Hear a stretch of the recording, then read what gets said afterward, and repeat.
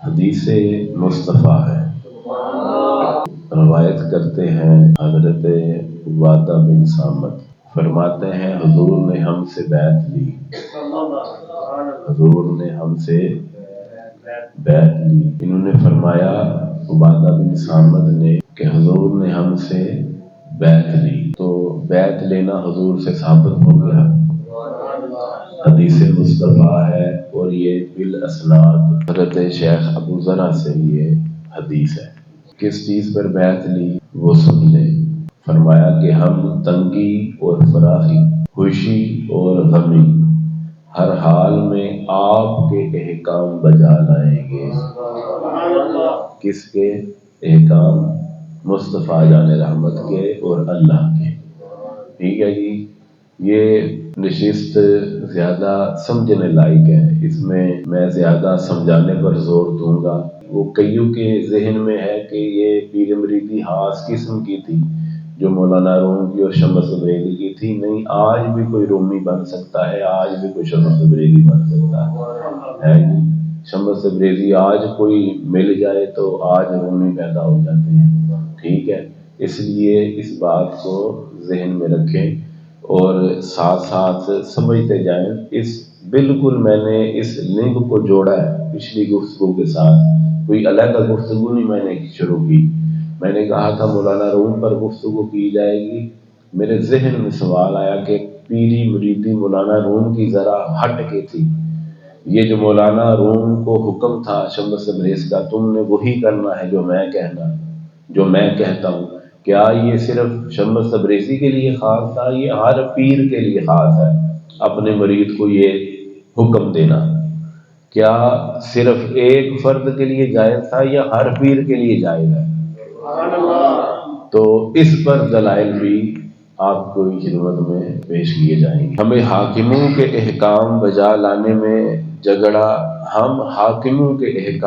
لانے میں جھگڑا نہیں کریں گے، اس پر بیعت لی گئی۔ اور پھر ہم جہاں کہیں ہوں حق بات کہیں گے، جہاں کہیں ہو حق بات کہیں گے۔ احکام الہی کی تعمیل میں کسی ملامت کرنے والے کی ملامت سے نہیں ڈریں گے، ملامت کرنے والے کی ملامت سے نہیں ڈریں گے۔ مطلب کہ حق بات کہتے ہوئے بندہ جھجکے کہ سامنے والے پتہ نہیں کیا کہیں گے کیا نہیں کہیں گے، ملامت کریں گے، ہمیں برا بھلا کہیں گے۔ آپ نے حق بات کہنی ہے تو کہہ دیں۔ جیسے اب بہت سارے مولوی کرامت بیان کرتے ہوئے کامتے ہیں کہ مرزا جیلوی نے ہمیں پکڑا ہے۔ جناب علی کتو کا کام ہے بھونگنا، انہیں بھونگنے دو، ہم اپنا حق بیان کرنا چھوڑ دیں۔ ٹھیک ہے، حضور یہ بیعت لے رہے ہیں کہ ملامت کرنے والوں کی ملامت سے نہیں ڈرنا اپنے صحابہ سے۔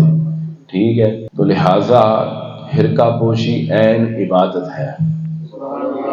یہ جو صوفیہ حرقہ پہناتے ہیں یہ عین بیعت ہے، عین بیعت ہے۔ یعنی کہ جب حرقے کا لفظ آئے گا اس سے مراد آپ کا بیعت ہونا ہے، آپ کا بیعت ہونا ہے۔ ٹھیک ہے جی۔ اسی طرح حرقہ شیخ کی صحبت میں بیٹھنے کی دہلیز ہے۔ اصل مقصود شیخ کی صحبت اور اس کی ہم نشینی ہے۔ یعنی کہ بیعت سے اصل جو مراد انہوں نے لی حضرت عمر شہاب الدین سہروردی نے، وہ یہ لی کہ بیعت سے، کس سے؟ مجھے سب کی توجہ چاہیے، یہاں پر اکثریت میرے مریدین کی ہے تو مجھے ان کی توجہ خصوصی چاہیے کہ آپ کو آپ کا پیر درس دے رہا ہے اور اپنے الفاظ میں نہیں دے رہا، بلکہ 800 سال پہلے جس بندے نے جو لفظ لکھے تھے ان کے الفاظ ہیں، زبان میری ہے۔ ٹھیک ہے، آپ کو پتہ چلے۔ انہوں نے فرمایا پیری مریدی اصل میں نام بیعت ہونے کا نہیں بلکہ بیعت ہونے کے بعد شیخ کی صحبت میں رہنے کا۔ اب جتنے آپ میں سے شیخ کی صحبت میں رہتے ہیں، فار ایگزامپل چک پنڈی سے قافلہ آتا ہے اتنی سردی میں، یہ ذکر کے لیے آتے ہیں، ذکر کرتے ہیں اور واپس چلے جاتے ہیں۔ شیخ کی صحبت میں تو یہ بیٹھتے ہیں، شیخ کی صحبت میں یہ بیٹھے نہیں بیٹھے، لہذا یہ ترقی نہیں کر سکتے۔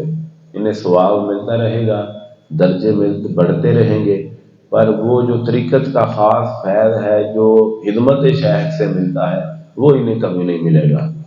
بات کھول کے کرنی چاہیے تاکہ بعد میں پتہ چلے 80 سال ہو گئے ہمیں آتے ہوئے ملا کچھ نہیں، ملے گا تب جب بیعت کا مقصد سمجھا جائے۔ بیعت کا مقصد پیر کے ساتھ چمٹ جانا ہے، جس طرح کرنٹ لگے تو بجلی آپ کو پکڑ لیتی ہے جی، اس طرح پیر کے ساتھ چمٹ جانا اسے صحبت کہتے ہیں۔ اور جو لوگ آپ کرتے ہیں اجتماع کے بعد لنگر، لنگر کے بعد غائب، وہ کوئی بھی پیر کی صحبت میں بیٹھنے والا نہیں، بلکہ میری صحبت میں بیٹھنے والے وہ ہیں جو رات میرے ساتھ گزارتے ہیں۔ ایک بات کلیئر ہو گئی۔